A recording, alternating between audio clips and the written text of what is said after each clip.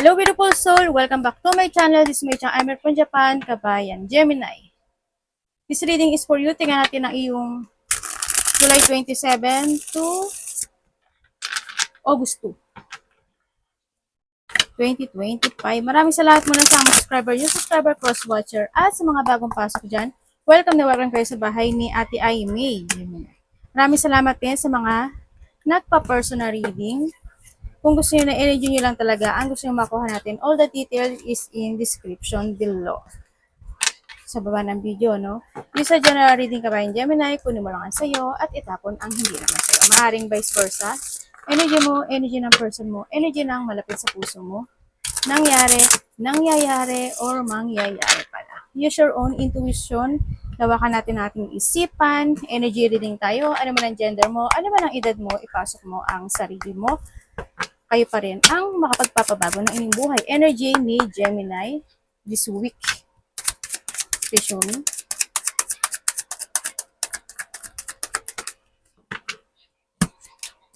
Oh.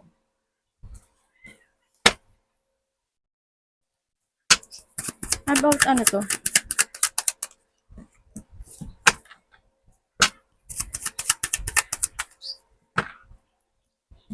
Okay, energy mo. Ang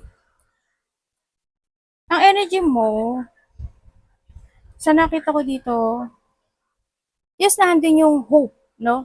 There's a hope na umaasa ka talaga na maa-achieve mo yung goal na tinatahak mo o yung goal na gusto mong tahakin o yung mga bagay na gusto mong ma-achieve. Nandun ka sa hope situation, ano?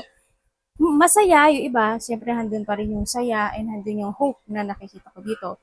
And then, ang nakikita ko rin dito na energy mo, may mga tao na willing to support you or may mga tao na susuporta sa'yo or maaring ikaw, may tao ka na susuportahan. Dito, makakaramdam ka rin ng pagod. Hindi ko alam why. Sa iba siguro yung energy nyo is travel. Ganyan. May pagtahak ng isang sitwasyon. Baka may travel kayo, ganyan. May mga bagay sa iba na maaring mapagdaanan nyo is a frustration, no? Maaring may mga sitwasyon na want to recover or may mga sitwasyon na you're stuck or trapped, mga ganang sitwasyon. Sabi rin dito na may mga bagay o sitwasyon na hindi pa sa ngayon o hindi mo pa ngayon malalaman yung result or hindi mo ma-actionan o ma-decisionan this time. Yun na nakita ko. Mayroon din dito na may tao na nag-iisip ng masama o nag-iisip, sana hindi ikaw, o nag-iisip ng hindi maganda sa'yo, no? May mga tao na i-judge ka, gagawan ka ng kwento, ganyan. May taong masungit, may taong magaspang kung magsalita o hindi magandang magsalita, sana hindi ikaw yun. Or may tao na mapangling lang o nangdiling lang. Maaring sa sarili mo, nililing lang mo yung sarili mo, di ba? Kung sa mga aspeto naman. Tingnan natin. So, iniba ko yung ko eh. Kaya umuuga siya. Hindi ko nilagay sa taas. Dito na sa gilid. Tingnan natin ang parating kay Gemini. May tao na magiging sa'yo. May mga tao or may tao or ikaw ito na magiging cold. Ay, yung iPad natin. Mayroon naman dito na tao na over siyang kung i-judge ka. Ayun.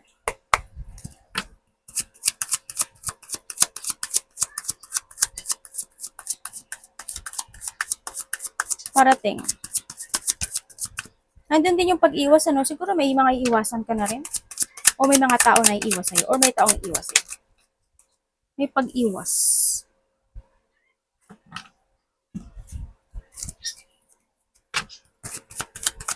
Ano yan?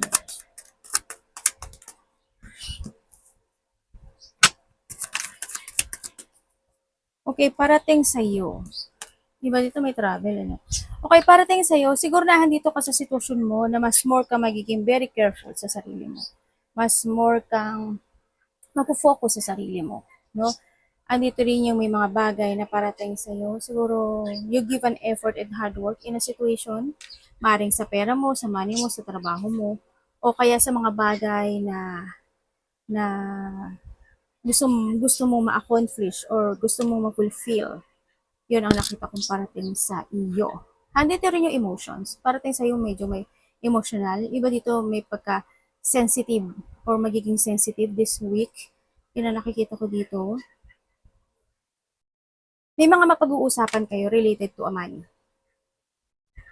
Related to a money, trabaho, business, man yan. Yun ang nakikita ko dito. May tao na naghihintay. No, may tao naghihintay.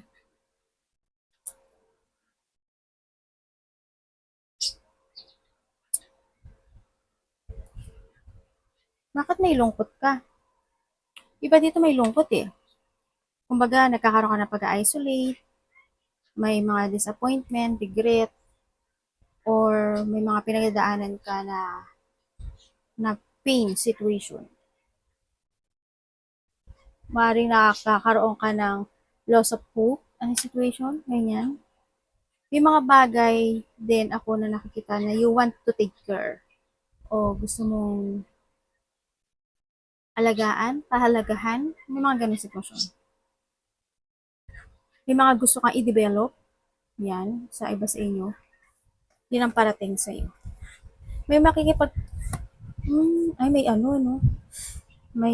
Merong gulo, ako nakikita sa iba dito, may gulo or maybe there's a conflict, ganyan, o may mga hindi magkakaintindihan, may hindi mo maintindihan, mga ganun sitwasyon. May magtataas ng ego, mayroong very defensive.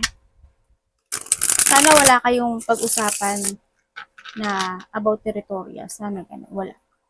Tingnan natin, meron bang, there's a person dito, no, na maaring kailangan magpa-doktor, hospital, confine, um, paralyzed, something like that. Ano dapat iwasan ni Gemini?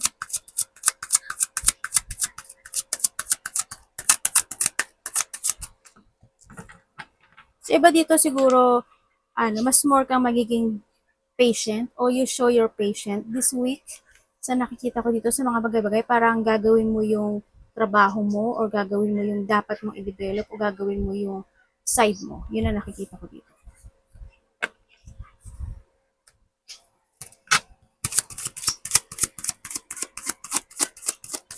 May pupukusan ka this time. Ibig sabihin din. Dapat iwasan.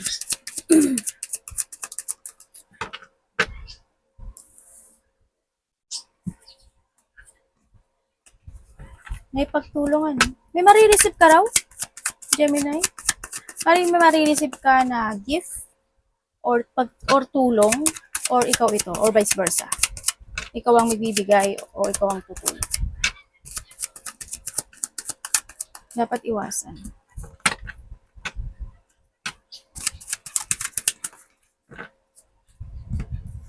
Okay, dapat mong iwasan. Iwasan mo yung mga tao na gagamitin ka lang. Iwasan mo yung mga tao na hindi naman dapat pagkatiwalaan. Kumbaga, iwasan mo, alam mo naman may red flag, doon ka mag-focus ka doon. Diba? Iwasan mo na syempre, is yung mga tao na lolokohin ka, i-cheat ka, kaibigan mo man yan, karelasyon mo man yan, yung umiwas ka sa pag-isolate sa sarili mo, feeling alone, frustration, iwasan mo yun. Iwasan mo ipabago-bago yung isip mo, iwasan mo yung naumpisa mo tapos hindi mo matatapos, iwasan mo yung lack of control ka sa sarili mo or hindi ka mag-taking a risk, iwasan mo yung selosa, mga ganyan. Iwasan mo yung mga tao na aabusuduhin ka or abusing yourself, iwasan mo rin yun. Siyempre, iwasan mo yung ma-imbalance. No? Kung may mga tao rin na hindi compatible sa'yo, ilat ko mo yun. Hayaan mo lang yun. Mas maganda pa nga mag-solo eh, no? Sa iba sa inyo. Yan, iwasan mo yung mas maraming lumalabas na pumapasok na pera. Iwasan mo yung gumawa o magdesisyon o mag-aksyon ng walang purpose. Kumbaga, pag-isipan mong maigi, no? Yung mga bagay-bagay o sitwasyon bago mo siya aksyonan. Tingnan natin ang iyong love. Kamusta ang love ni Gemini? Love sa lahat, kapatid, anak, magulang, karelasyon, kaibigan, love, Gemini. Ala. Anak, sumungtong yung anak ko. Dito ka, anak! Gumagalaw yung ano natin. Dahil hindi yan nakalagay na matatag. Dito! Baba dyan lang dyan. Diyan ka na lang. Love, Gemini. Dito. Dito ka sa balikat ni mami. Kasi naman, ang init dito. Anak, din nga kayo. Pinalayas yung anak eh, no? Hindi kasi mainit dito. Mainit talaga dito. Sa taas. Nasa second floor kasi ako. Second floor? Ate, may second floor ka. Tingnan natin when it comes sa love. Maring iba sa inyo, LDR tayo.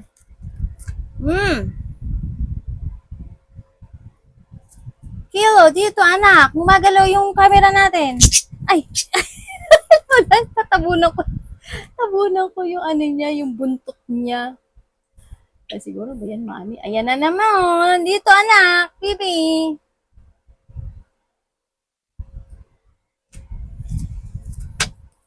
When it comes sa love. Okay, when it comes sa love, ang nakikita ko sa inyo, kung kayo nagkahiwalay, siguro isa sa inyo may family or both of you is may family. Ganyan. No? Pero nagkaroon na ng hiwalayan. Sa iba dito nagkaroon na ng hiwalayan. Pero itong relationship na to is still holding siya, no? Kung kayo sa kahiwalayan ito, still holding siya sa relationship and andun pa rin yung situation na siyempre gusto pa rin niya ng one more chance at maaring itong taon na to mag-apology sa sayo or hingi siya ng tawad or vice versa tayo. Kasi no pointed name ako dito, kaya pwedeng siyang maging vice versa. Iba sa inyo LDR kayo. Keep holding kasi siya sa'yo. Or ikaw ito ha, ganyan. Nagkaroon talaga ng mga, nagkaroon ng mga dissatisfaction or maari sa side niya, broken family sila, tapos naging karelasyon mo siya, or ikaw naman, ganun din, maaring vice versa. And then, kung kayo is in relationship, ayusin ko itong natin. If you are in relationship, isa sa inyo, maybe need ng, hindi ko naman masabi na sarili niya lang. Siguro hindi naman lahat. Sasabihin ko na lang yung mga possibility. Isa sa inyo is sarili lang niya ang iniisip niya. Yun ang nakikita ko. O baka hindi mo lang napapansin. Ganon. Sa iba naman, ang nakikita ko dito, maaring sa side mo or sa side niya is kailangan niya ng pag-aalaga or pangangalaga or self-care.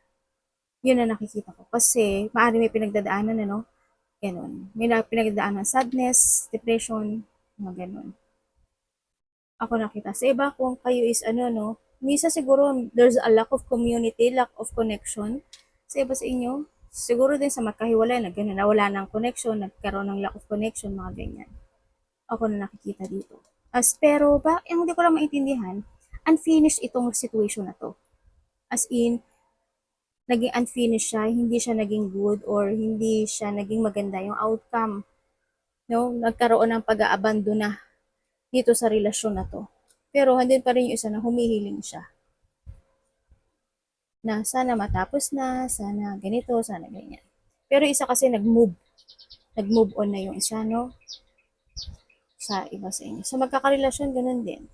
Maaring nagkakaroon ng attraction yung isa sa inyo, or very attractive yung isa sa inyo, o nagkakaroon ng attraction yung isa sa inyo sa ibang tao. Yun ang nakikita ko. Sa iba dito, new. No? Bago. Iba dito, kasi andito si Devil, as it nagiging sakim, no? Tulad ng sabi ko kanina, sarili lang niya iniisip niya o sarili lang niya ang inis niya as long as masaya siya, as long as ganito, ganyan. Yun ang naano niya. Ate, mahal niya ba ako? Hindi ko nakikita eh. Hindi. Dito hindi. Hindi pa. Hindi pa. Hindi pa. Hindi ko pa nakikita. Kung magkarelasyon kayo, hindi ko nakikita. Siguro kasi nag-away kayo o kaya hindi kayo nagkaintindihan, 'di ba? O kaya may kanya-kanya kayong ginagawa. Pero with Caps dito, hindi ko pa nakikita ang hindi ko nakikita ang ano. Puro pang sarili pakay, pang sariling kapakanan. Mm. Mm. 'Di ba? Mahal ba ikaw nito? Tanong mo di. Ikaw na mag-answer. Siguro obsession, ganyan. O kaya ganun, hindi ko nakitang love eh. Sorry ah. Meron ding ano no, may mga merong sa iba sa inyo new love to. Merong something abandon. Siguro may inabandonahan ka o may tao nag-abandon na sa'yo o kaya nananakit ba yung likod mo o may taong nananakit yung likod and ang nakikita ko rin dito ano eh, ang tawag dito, may namatay sa nakaraan. Yan.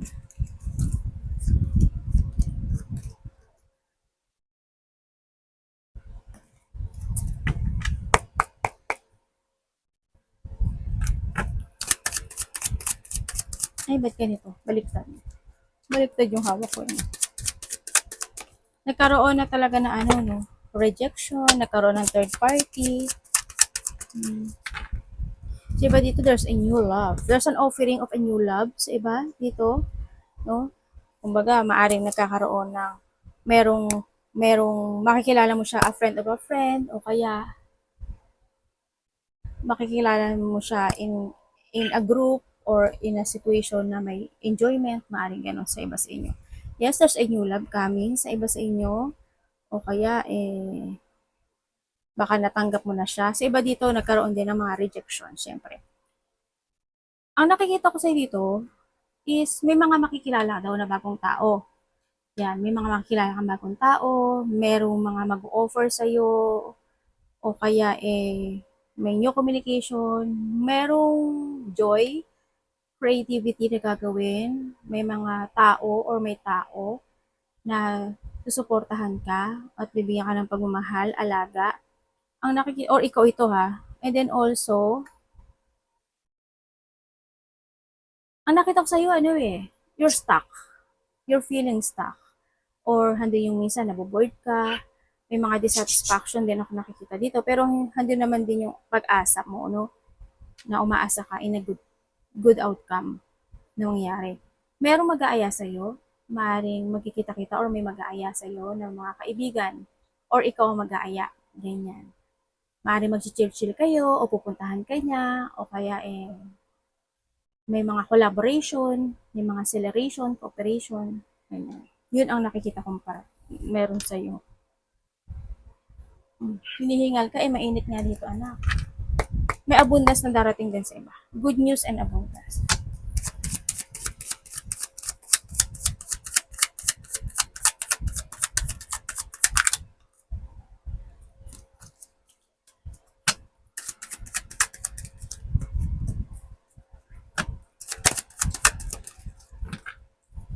Diba? Puro beginning ka. Okay. Ang nakikita ko sa'yo, meron kayo mga pag-uusapan eh. May mga pag-uusapan kayo related to a work, job, pera, business. Yun ang nakikita ko dito. Tatahak ka daw, tatahak ka ng new journey in life. No? Siguro, in a 1 week, 1 month, or nangyari na or parating pa lang sa iba. Sa iba dito, next year to. Parang may pagtahak ng bagong destination sa buhay. Sa nakikita ko dito, meron din ako nakikita na may mga hinihintay ka. No? Maybe you're waiting for something. A good result or a reward or accomplishment. May mga bagay na i-analyze mo, magkakaroon ka ng strategy, or may mga ipaprogress ka na sitwasyon in life. Andito rin yung sitwasyon, more on planning ako nakikita sa'yo. Pero hindi ko alam why. May mga iisipin ka rin din gabi-gabi or maaring hindi makakatulog agad-agad sa inyo. Yung iba, maaring kulang kayo sa tulog, or marami kayong isipin, marami kayong iilusyonin, or i-dream na situation sa nakikita ko dito. Nandito rin yung sitwasyon na marami sa inyo, siguro you're hiding your feelings, mayroong mga tao na, may tao or mga tao na magmamatsyag sa'yo, mag-ingat ka na lang. And then, may mga sneaky person, may magsisinungaling, may pagsisinungaling, may pagnanakaw, ako nakikita. Merong manipulative situation or ikaw imamanipulahan ka or something manipulation situation. Ako na nakita sa inyo. Sabi sa inyo, ano to project? No, siguro may mga, siguro iba sa inyo, you're thinking na about magtatayo ka ng business mo, ganyan, may tao ka na gustong suportahan, may tao na susuporta sa'yo, ganyan. May mga iisipin ka ng mga new idea, new creation, ganyan. May mga bagong inspirations in life maybe sa iba. May mga pagsubok na pagtutuunan mo ng energy this time. May pagsuporta rin, Hindi ko alam kung may susuporta sa'yo or may tao na susuportahan mo siya. Vice versa tayo. The Magician.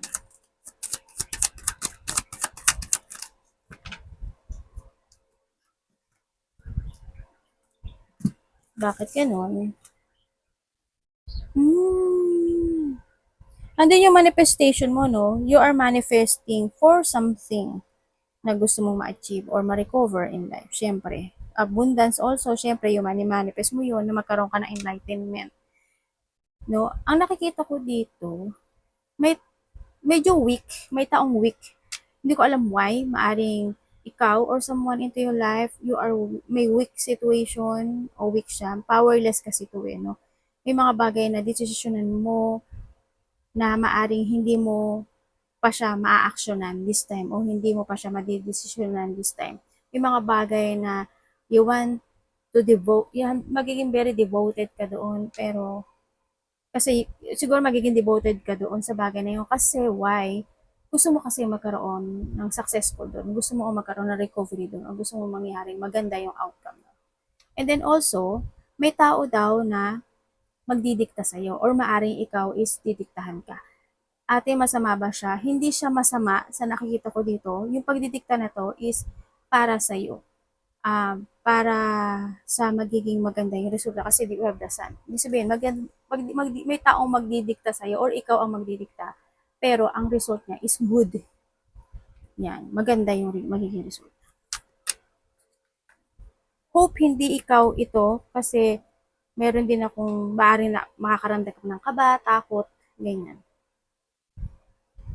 Sana hindi ka dumating o wala kang makausap na isang tao na magiging bastos o hindi maganda yung pananalita niya sa'yo or yung wala siya sa katwiran. Sana wala kang ma-encounter na gano'n, sa nakikita ko dito. Iba dito, lack of structure, may mga ganun sitwasyon. Sabihin, hindi pa natutupad o nangyayari o hindi mo pa natatanggap yung manifestation mo.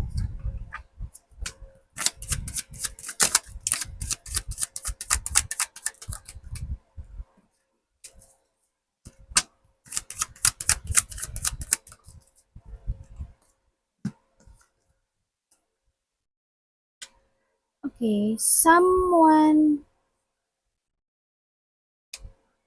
ito. May tao na nakadikit sa'yo or na committed sa'yo na hindi totoo sa sarili. Na hindi siya nagiging totoo. Halimbawa, bumahal ka niya, hindi ka niya mahal. Disloyal siya. O nililing lang kanya o may pangliling lang na nagaganap o nangyayari. Dito, andito rin yung situation na sa iba sinyo, siguro sa kasama mo sa trabaho, sa kapatid mo, ganyan, sa iba sinyo. May mga tao na hindi very supportive sa'yo, sa nakikita ko dito. May mga tao na arrogante. There's a failure situation, lack of achievement, sa iba sinyo. Sa iba dito, siguro may lalaki, or maybe this is you, lalaki man o babae yan, na weak siya, baka nga may sakit yung iba sa inyo, sana wag naman. Ang weak ng energy niya sa akin. Yun, siguro may ill will or may illness or may pinagdadaanan itong taon na to, no? Yan, ang nakikita ko dito. Yan, dissatisfaction. May mga on and off action ako nakikita dito. Siyempre, andito rin yung rejection. Siguro, someone want to commit sa'yo pero nire-reject mo, ganyan. May mga opportunity na dumarating sa'yo pero nire-reject mo, o kaya pinag-iisipan mo, ganyan. O kaya naghihintay ka pa ng sign, or you're waiting for a sign situation. Yun ang nakikita ko dito. Someone want to commit eh. May mga goal daw na sa ngayon is hindi mo pa siya makakamit. Parang manifestation din. Yan, may mga goal na pwedeng i-change mo yung decision, i-change mo yung strategy, may mga ganun, o kaya may mga goal ka muna na i-delay o mapopostpone, maaring ganun sa iba sa inyo. Maaring pag-iisipan mo pa siya muna bago mo siya aksyonan. May mga pagbabagong na mangyayari in life. Arigato namaste, God bless.